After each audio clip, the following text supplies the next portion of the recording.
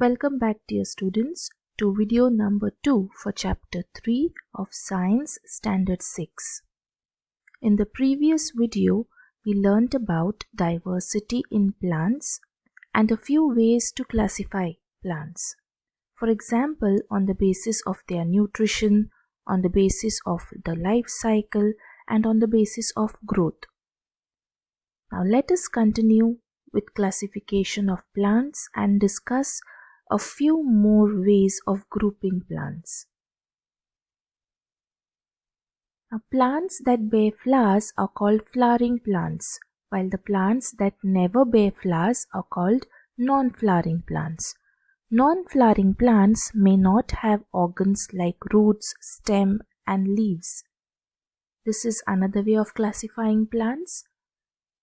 Flowering plants and non-flowering plants. Example of flowering plants: gulmohar, mango, rose, marigold, pomegranate, etc. An example of non-flowering plants: ferns, algae, money plant, mosses, etc.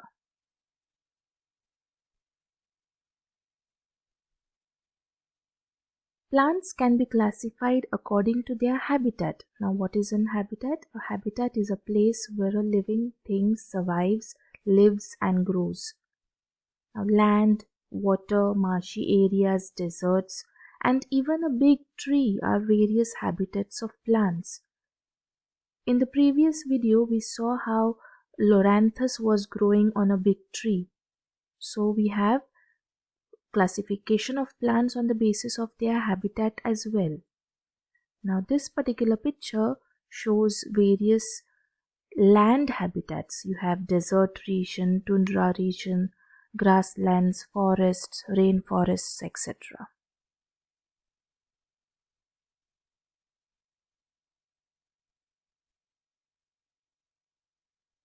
With that, we come to an end with classification of plants. A quick recap: we discussed classification of plants on the basis of nutrition, then on the basis of their growth, that is trees, shrubs, herbs, vines, on the basis of life cycle, on the basis of whether they are flowering plants or non-flowering plants, and last one was on the basis of their habitat.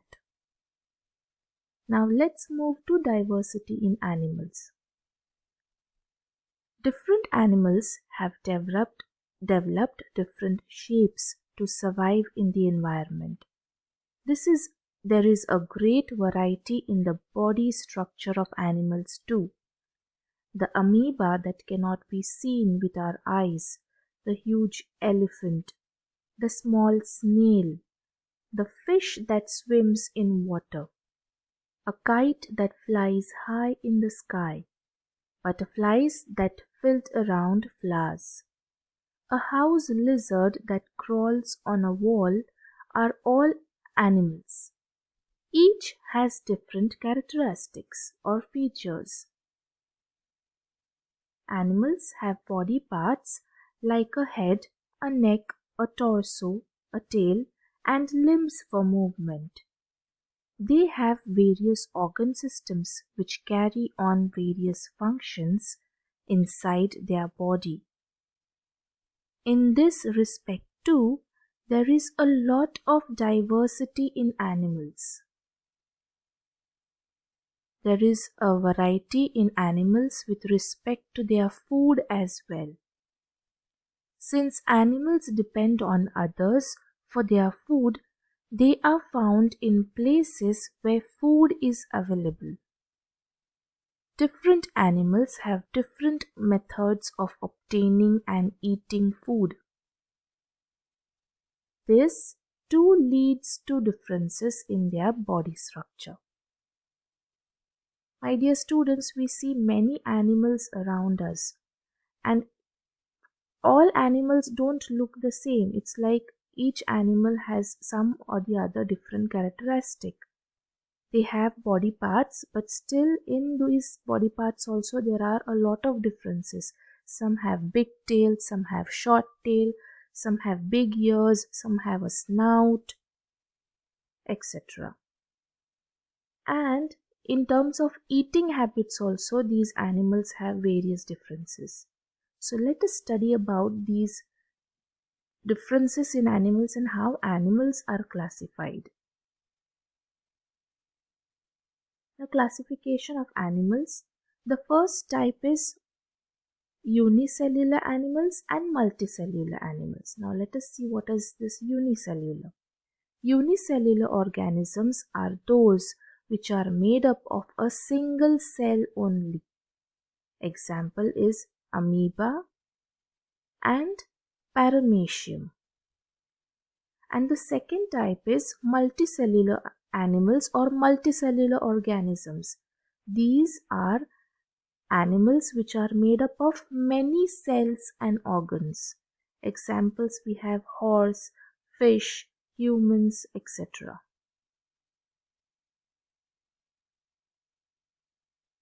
So this is first type of classification of animals, unicellular and multicellular.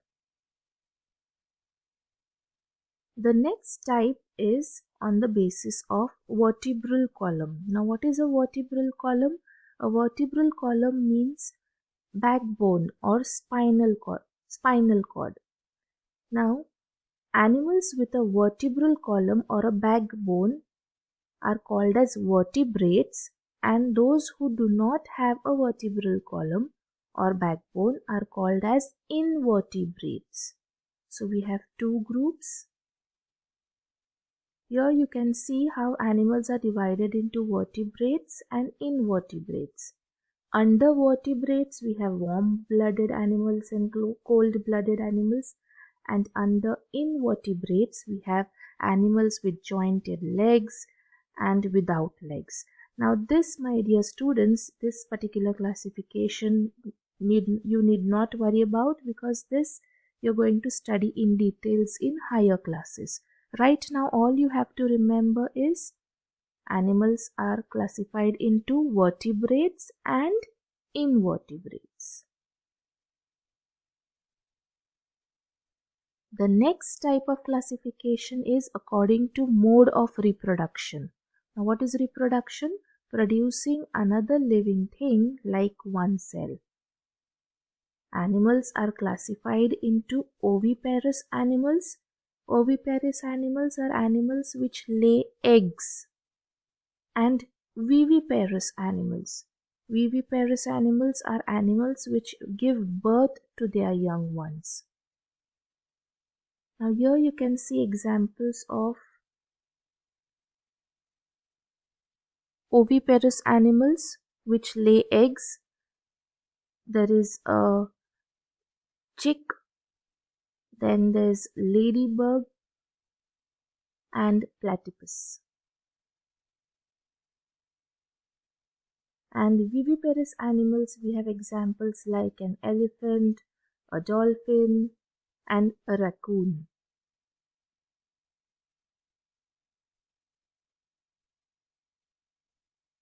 The next type of classification of animals is on the basis of their habitat. According to their habitat, animals are usually classified into terrestrial and aquatic animals. However, animals like frog, salamander, toad live in both places, that is on land as well as in water. Therefore, they are called amphibious animals. Now a few more examples over here. Terrestrial means animals living on land, and they are examples. Aerial means animals which are seen in, which have an aerial mode of life, which are seen either flying. And arboreal means animals which are on trees or on the walls of the houses. Exactly, they don't fly, but they are suspended on something. Aquatic are animals which live in water. And amphibians are animals which live on both land and water. Now a kite, an eagle, a crow, a butterfly, a honeybee all fly in the air. though they live in different places. These animals are said to have an aerial mode of life.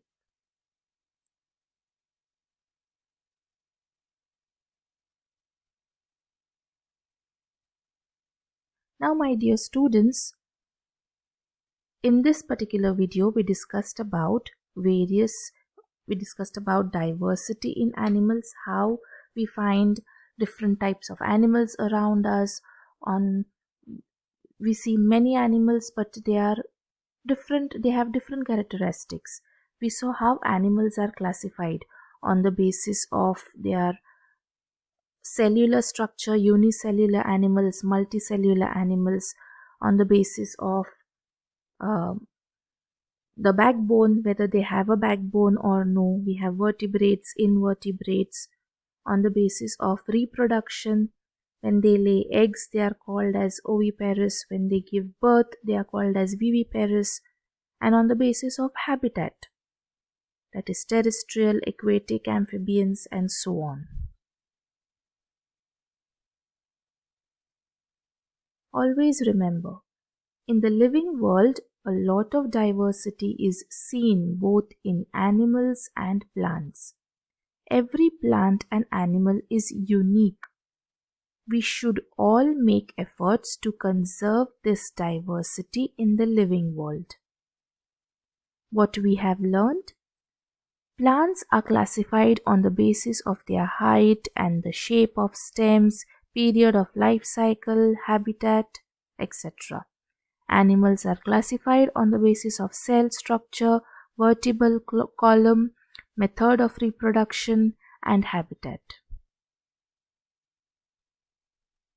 With this, we finish discussing this particular chapter.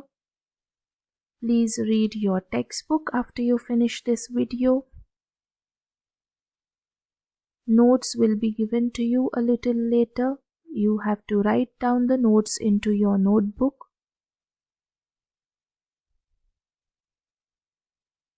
Have a nice day. Thank you for watching.